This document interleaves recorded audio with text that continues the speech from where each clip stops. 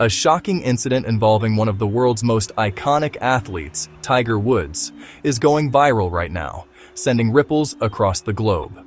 For a man who has lived his life under an intense public spotlight, this latest event has once again captured the world's attention, but for reasons no one wanted to see. The story involves a serious car crash, a subsequent arrest, and a deepening mystery behind what really happened on that quiet Florida road. Initial reports were fragmented, painting a confusing picture that left fans and the public with more questions than answers. Stay with me as we meticulously break down the verified timeline, separate fact from fiction, and explore the legal complexities of this developing story. We'll examine the evidence as it was collected and piece together the events of that afternoon. Due to the nature of the incident, viewer discretion is advised. In just a few hours, the news exploded online. It became a digital wildfire, spreading across every conceivable platform. Millions of people started searching the same thing. Tiger Woods crash, speculative timelines, unconfirmed rumors, and urgent questions flooded every feed, creating a storm of information and misinformation. According to official reports from the Martin County Sheriff's Office, the crash happened in Florida, not far from his exclusive Jupiter Island home. The location was a stretch of South Beach Road in Hobe Sound, a winding two-lane road familiar to local residents. The initial narrative suggested his vehicle attempted to overtake another car, but in the process, it clipped the other vehicle and then rolled over, coming to a stop off the roadway. It all unfolded in a matter of seconds, turning a quiet afternoon into a major incident scene. The first emergency calls came in just before 2 p.m. local time. Multiple units from the Sheriff's Office and Martin County Fire Rescue were dispatched to a single vehicle rollover with possible injuries near South Beach Road. The response was swift, given the potential severity. As first responders rushed to the scene, traffic on the narrow road slowed to a crawl. The sound of sirens grew louder, signaling the gravity of the situation to anyone nearby. Witnesses who were in the vicinity described a sudden, erratic swerve, followed by the jarring sound of the impact, and then an unsettling silence before the emergency sirens began to fill the air. And then, as the scene was secured and the initial shock wore off, the real questions began to surface among investigators and the public alike. What exactly caused this rollover? Was it a simple case of driver error, a mechanical failure, or were other factors at play? The condition of the driver became the immediate focus of the investigation. To understand the full picture, we have to go step by step through the evidence and the procedures that followed. The SUV flipped onto its side, sliding across the road before stopping. Surprisingly, no serious injuries were reported, a stroke of luck amid chaos. But the story didn't end there. What came next shocked people even more. Headlines shifted from crash to cuffs. Tiger Woods was arrested at the scene on suspicion of driving under the influence. He was taken into custody as investigators pieced together the crash. Standard testing followed. News of the arrest broke within minutes. Speculation went wild online, but the results raised even more eyebrows. Here's where it gets surprising.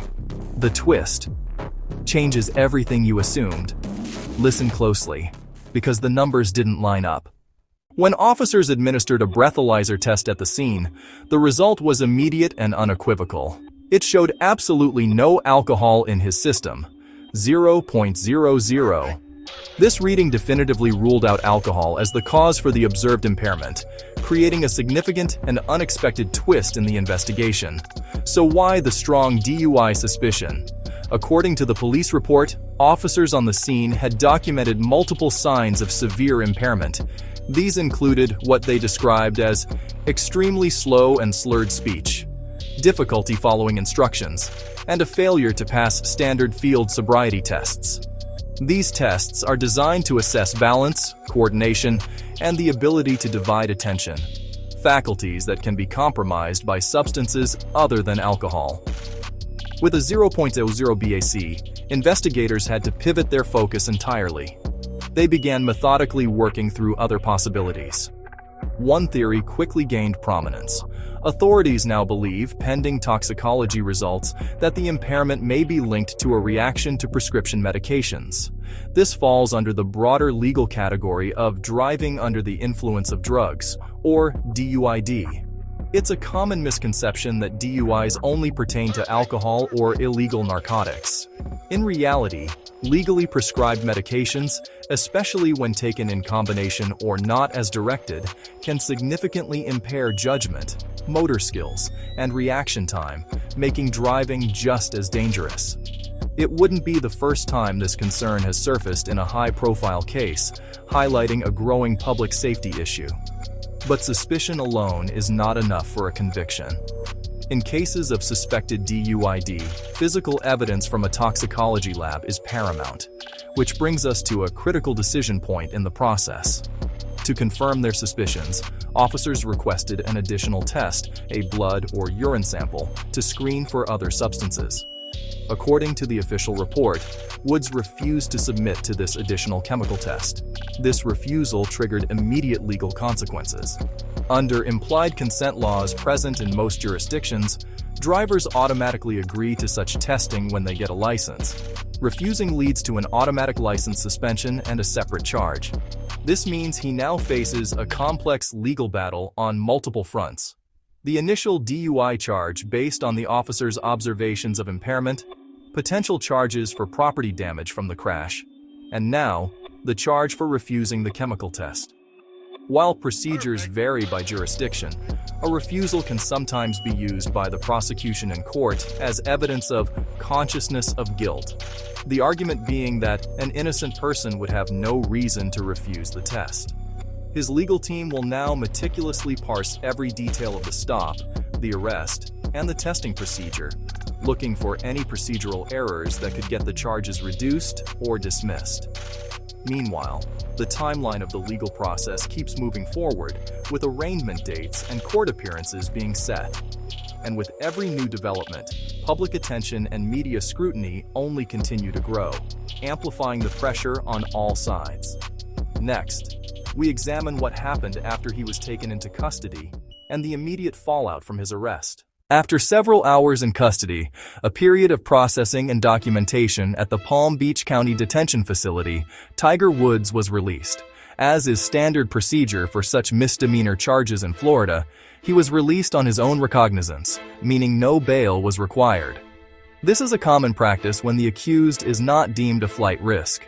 The release isn't the end of the matter. It comes with a mountain of paperwork, a set of binding conditions, and a mandatory court date for his arraignment, where he will formally hear the charges against him. But while the legal process moved at its deliberate pace, outside the walls of the precinct, the court of public opinion was already in session. The conversation had exploded. Within minutes of the news breaking, social media platforms ignited. A torrent of reactions poured in from around the globe. Fans, who have followed his career for decades, expressed a potent mix of shock, confusion, and deep concern for the athlete's well-being. In the digital echo chamber, speculation and opinions flew far faster than verified facts. Hashtags trended, and theories multiplied, creating a dense fog of misinformation. Amid this noise, separating rumor from reality became critical. The only reliable information would come from official sources, and every detail in the police report mattered. For many longtime observers, this incident felt troublingly familiar. This isn't the first time Tiger Woods has faced a public and legal battle stemming from a driving-related incident. He was involved in a similar DUI arrest in 2017, which he attributed to an unexpected reaction to prescribed medications.